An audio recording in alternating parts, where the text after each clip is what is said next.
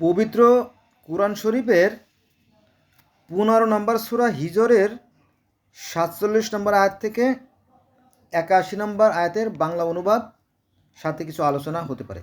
চলুন শুরু করি। সূরা হিজর আয়াত নম্বর 47। এখানে আল্লাহ বলেন, আমি তাদের অন্তর হতে ঈর্ষা দূর করব, তারা ভাতৃভাবে পরস্পর মুখোমুখি হয়ে আসনে অবস্থান করবে। অর্থাৎ সেই জান্নাতে, যখন মানুষ জান্নাতে যাবে, যারা বা জান্নাতি হবে, তাদের দিলে কোনো হিংসা বিদ্বেষ ঘৃণা থাকবে না, সে কথা আল্লাহ বলছেন। সূরা হিজর আয়াত নম্বর 48। সেখানে তাদের ক্লান্তি স্পর্শ করবে না এবং তারা বহিষ্কৃত হবে না। অর্থাৎ জান্নাতের কথা বলা হয়েছে। সূরা হিজর আয়াত নম্বর 49। আমার দাসদের বলে দাও যে আমি ক্ষমাশীল, পরম দয়ালু। সূরা হিজর আয়াত নম্বর 50। এখানে আল্লাহ বলেন, এবং আমার শাস্তি সে অতি মর্মন্তুদ শাস্তি। সূরা হিজর আয়াত নম্বর 51। এবং ওদের বলো ইব্রাহিমের অতিথিদের কথা, ওদের বলো ইব্রাহিমের অতিথিদের কথা।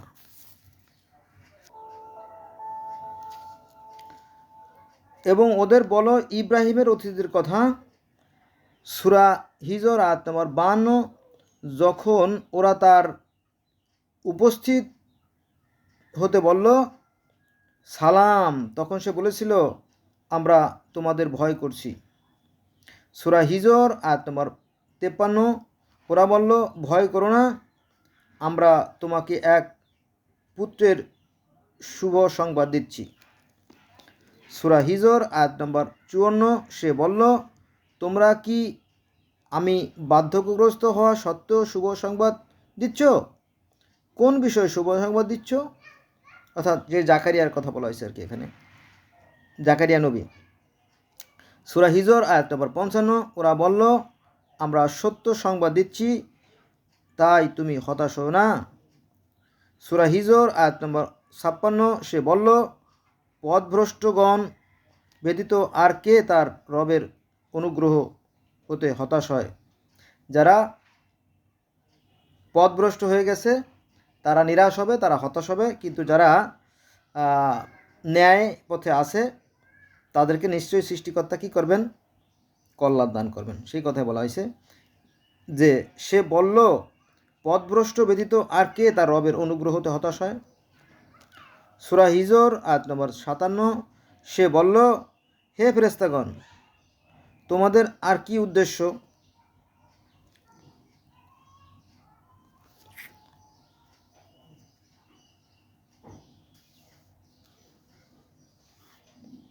ওরা বলল আমরা অপরাধী সম্প্রদায়ের বিরুদ্ধে প্রেরিত হয়েছি। ফেরেশতারা বলল।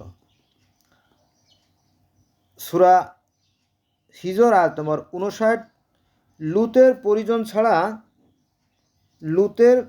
পরিজন ছাড়া ওদের সকলকে রক্ষা করব। সূরা হিজর আয়াত নম্বর 60।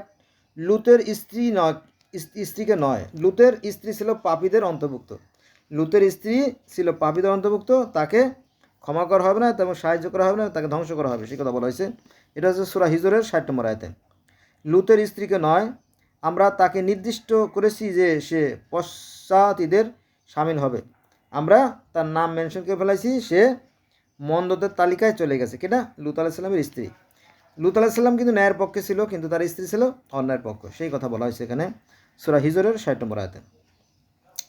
সূরা হিজর আয়াত নম্বর 61-তে বলা হয়েছে ফেরেশতাগণ যখন লুত পরিবার নিকট এলো, 62 নম্বরে বলা হয়েছে তখন লুত বলল তোমরা অপরিচিত দল।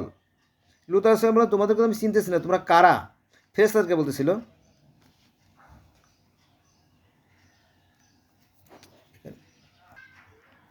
লুত আলাইহিস সালাম ফেরেশতাদেরকে বলল যে তোমরা কারা, তোমাদেরকে আমি চিনতেছি না। সূরা হিজর আয়াত নম্বর 63। তখন বলল, মানে ফেরেশতারা বলল, তারা বলল না, ওরা যে বিষয়ে সন্দিগ্ধ ছিল আমরা তাই নিয়ে এসেছি। সূরা হিজর আয়াত নম্বর 64, আমরা তোমার নিকট সত্য এনেছি এবং আমরা সত্যবাদী, অর্থাৎ ফেরেশতারা।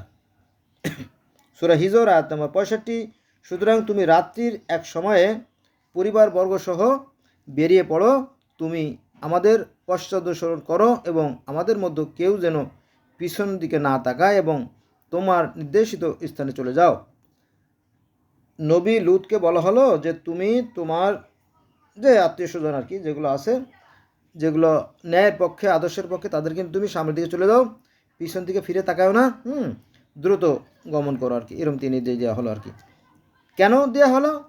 যে তুমি তাড়াতাড়ি এখান থেকে কেটে পড়ো, আমরা এই সম্প্রদায়কে ধ্বংস করে দেবো, বিনাশ করে দেবো, সেই জন্য আর কি।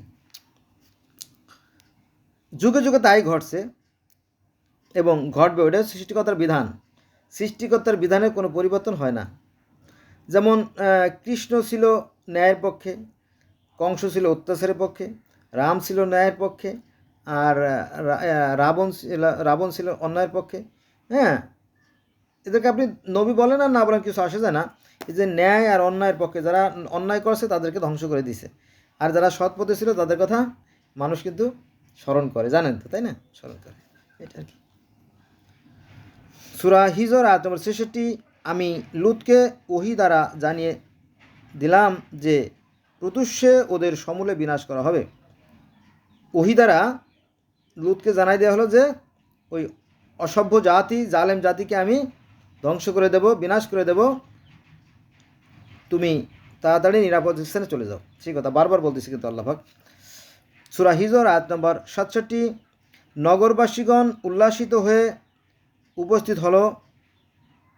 সূরা হিজর আয়াত নম্বর 68, লুত বলল, ওরা আমার অতিথি, তোমরা আমাকে বেইজ্জত করো না।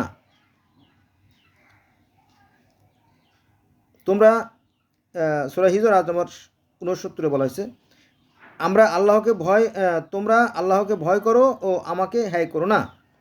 লুত আলাইহিস সালাম বলল কি যে তোমরা আল্লাহকে ভয় করো, অর্থাৎ সৃষ্টিকর্তাকে ভয় করো এবং আমাকে তোমরা অপমান অবদস্ত করো না। সূরা হিজর আয়াত নম্বর 70 বলল, আমরা কি পৃথিবীর লোককে আশ্রয় দিতে তোমাকে বারণ করিনি? আচ্ছা, করিনি।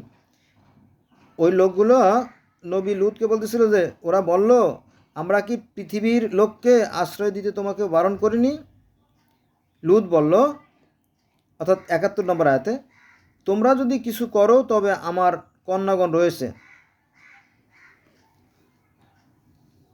সূরা হিজর আয়াত নম্বর 72, তোমার জীবনের শপথ, ওরা মত্ততায় বিমূঢ় হয়েছে। সূরা হিজর আয়াত নম্বর 73, অতঃপর সূর্যোদয়ের সাথে সাথে মহানাদ আঘাত করল। সূরা হিজর আয়াত নম্বর 74, এবং আমি নগরগুলোকে উল্টিয়ে দিলাম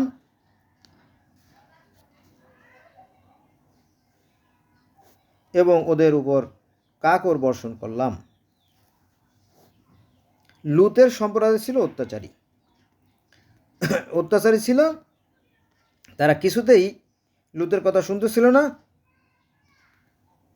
তখন সৃষ্টিকর্তা যথাসময়ে লুতকে বলল, হে লুত, তুমি নিরাপদ স্থানে সরে যাও, আমি এই অসভ্য জাতিকে ধ্বংস করে দেবো, এবং নির্দিষ্ট সময়ে সেই নগরগুলোকে উল্টে দেওয়া হলো এবং উপর থেকে কাকর বর্ষণ করা হলো, সেই ঘটনা আর কি। সূরা হিজর আয়াত নম্বর 75, অবশ্যই এতে পর্যবেক্ষক শক্তিসম্পন্ন ব্যক্তিদের জন্য নির্দেশনা রয়েছে, যারা জ্ঞানী তাদের জন্য নির্দেশনা রয়েছে এখানে। বন্ধুরা, আমি কিন্তু চুরি করতে পারি, ডাকাতি করতে পারি, ছিনতাই করতে পারি, রাহাজারি করতে পারি, পকেটমারি করতে কিন্তু করিনি, কারণ এটা অন্যায় কাজ। আমার মা বাবা এটা সেটাই শিখেছে, আর আমি তাদের পথ অনুসরণ করে রাখছি। আল্লাহ আমার যথেষ্ট ভালোই রাখছে। ঠিক আছে, আপনারাও ভালো থাকবেন, সত্যের পথে থাকবেন, ন্যায়ের পথে থাকবেন। আচ্ছা, এবার আসেন সূরা হিজর আয়াত নাম্বার ৭৬, আর ওদের ধ্বংসস্তূপ চলার পথে এখনও বিদ্যমান। তাদের যে সেই জাতিকে যে ধ্বংস করা হয়েছিল, আল্লাহ পাক অন্য আয়াতে বলেন যে ওরা কি পৃথিবী ভ্রমণ করে না। মানুষদেরকে বলতেছে যে ওরা কি পৃথিবী ভ্রমণ করে না, ওরা কি দেখে না তাদের পরিণতি কেমন হয়েছিল। কাদের পরিণতি? যারা ছিল অত্যাচারী কম, যেমন গত 5/8/2024 সালে প্রধানমন্ত্রী শেখ হাসিনা এদেশ থেকে পালায় চলে গেল ইন্ডিয়াতে, তাই না? তো যদি করে মানে এই যে মনে করেন যে বেনজির আহমেদ, তারপরে ডিবির হারুন, তারপরে ওই গভর্নর, তারপরে আপনার বিচারক, এরা কি আকাম কম করছে বলবেন? আপনি কি অস্বীকার করতে পারবেন? অস্বীকার করতে পারবেন না। আবার এখন যে বিএনপি জামাত যে করতেছে না, সমন্বয়রা করতেছে না তা না, এখনও কিন্তু তারা বেনামে অন্যায়ভাবে নিরীহ, বিশেষ করে গোপালগঞ্জ, ফরিদপুর, হ্যাঁ, এই সমস্ত অঞ্চলের যারা আরও আওয়ামী লীগের লোকজন যারা আছে, নিরীহ মানুষদেরকে ধরে ধরে জেলে ভরতেছে। আপনি পত্রপত্রিকায় দেখেন, মিডিয়া দেখেন, এভাবে এই যে খুনোখুনি হচ্ছে, এগুলো কিন্তু পাপের ফসল। এটা পাপের ফসল। সৃষ্টিকর্তার বিধানে করে পবিত্র নয়। এভাবে সৃষ্টিকর্তা অত্যাচারী সম্প্রদায়কে ধ্বংস করে দেন। তার একটা দলিল আর কি, এটা ডকুমেন্টস আর কি। সেই কাহিনী আমরা অসংখ্য কাহিনী থেকে জানতে পারি, লুত নবীর কাহিনী থেকে জানতে পারি।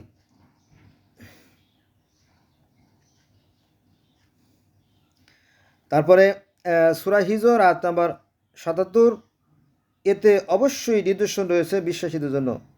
এতে অবশ্যই নিদর্শন বিশ্বাসীদের জন্য।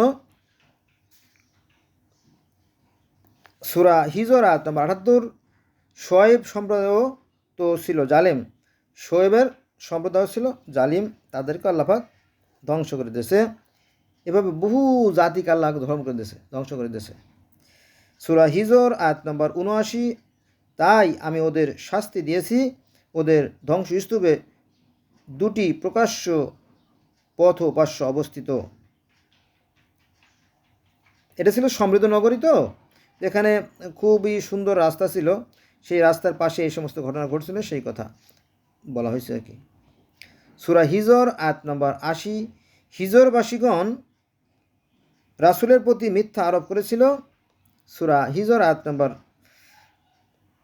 ৮১, আমি ওদের আমার নির্দেশন দিয়েছিলাম, কিন্তু ওরা তা উপেক্ষা করেছিল। বোঝা গেছে বুঝটা? মানে এখানে নবী লুতের কথা চলে আসছে। লুতের কথা বলতে যায় আল্লাহ পাক আবার নবী শোয়েবের কথা বলছে, যে যারা অত্যাচারী, যারা জালেম, তাদেরকে আমি যুগে যুগে বিনাশ করে দিয়েছি, এবং যারা সত্য ও ন্যায়ের পথে ছিল তাদেরকে আমি রক্ষা করেছি। সৃষ্টিকর্তার বিধানের কোনো পরিবর্তন হয়, এখন তাই ঘটতেছে, এখনও তাই ঘটতেছে। আপনারা জানেন কি না, অনেকে হয়তো জানেন যে গত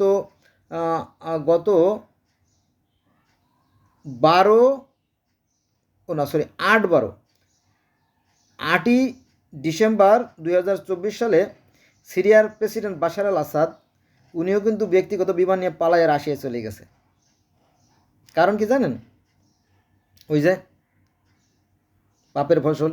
ওনার বিরুদ্ধে 5 লক্ষ লোক মারার অভিযোগ আছে বাশার আল আসাদের বিরুদ্ধে, আর ওনার পিতার বিরুদ্ধে 80,000 লোক মারার অভিযোগ আছে। ঠিক আছে? আবার দেখেন যে এই যে ফিলিস্তিন, এই ফিলিস্তিনে কিন্তু এই ইহুদি খ্রিস্টানদের কিন্তু বাসস্থান আজ থেকে আরও 5,000 বছর আগে। ওই যে মুসা আলাইহিস সালাম ফেরাউনের কবল থেকে তাদেরকে নিয়ে চলে আসলো মাদিয়ানে, মাদিয়ান থেকে পরে আসলো কেনানে।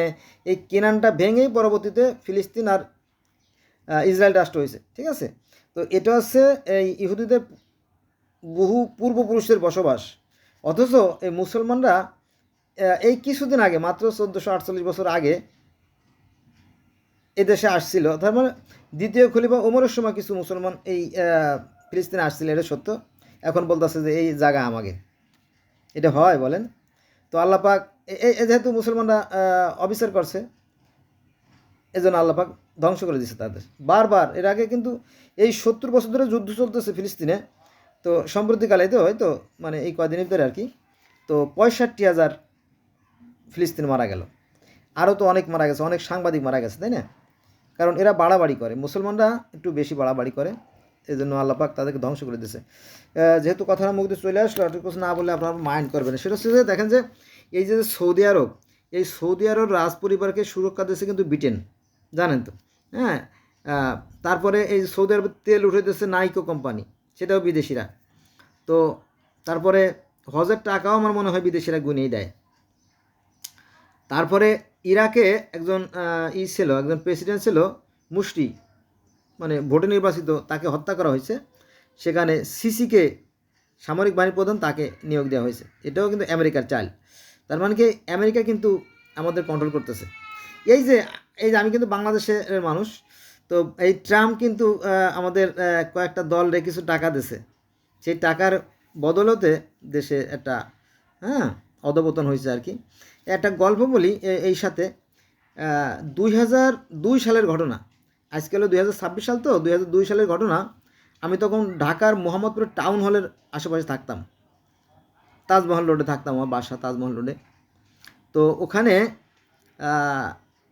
যারা টুকাই, যারা কাগজ ময়লা বোতল এগুলো খুঁটে না, ও টুকাইদেরকে বলছে, এই শোন, বলে কি, বলে তোর 3 লাখ টাকা দেবো। 3 লাখ টাকা দেবেন? বলে কি, বলেন কি করতে হবে, আমি তাই করব।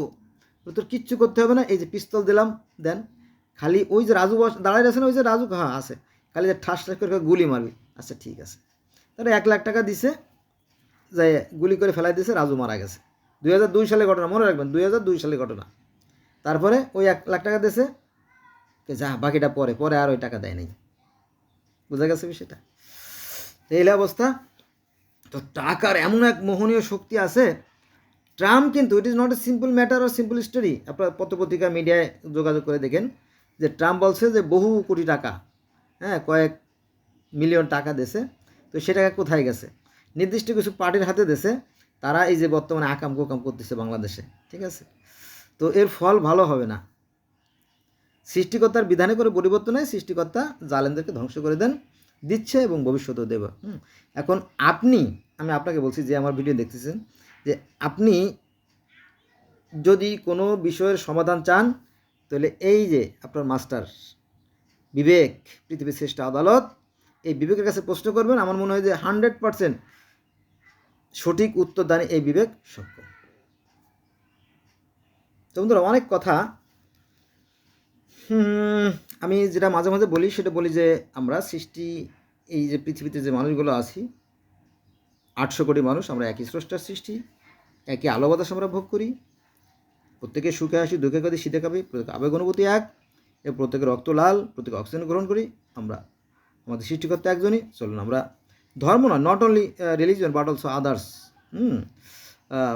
অল কাইন্ডস অফ সাবজেক্ট, যে কোনো বিষয় হোক, আমরা কী করব, আমরা আমাদের বিবেক কাজে লাগে কাজ করব, তাতে আমাদের ইহকালও সুন্দর হবে এবং পরকালও সুন্দর হবে। ধন্যবাদ সবাইকে।